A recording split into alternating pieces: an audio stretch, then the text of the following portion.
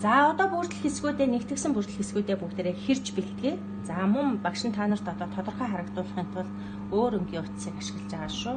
За яг бүтээгдэхүүн үйлдвэрлэхдээ бол мэдээж та нарын хөвглөөр өнгө дагуу утсыг хэрэглэх хэрэгтэй.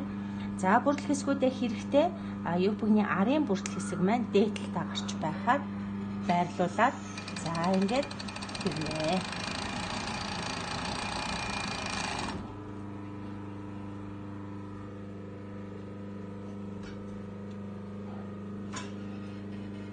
Нөгөө тэгэхээр жишээний шугамаас хийж байна.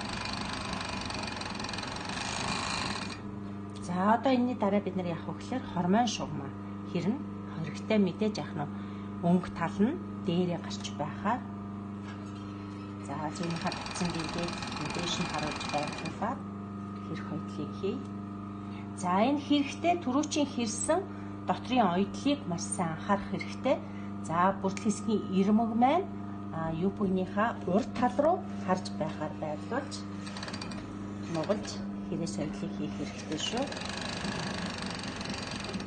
За энэ тал дээрхээр мөн ялгаагүй тийм ээ. Энэ юу бүгний ташааны ойдол маань дотор тал руугаа харж байхаар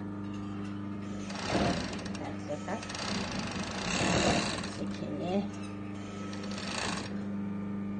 За ингээ хэрэг соёо маань бэлэн боллоо.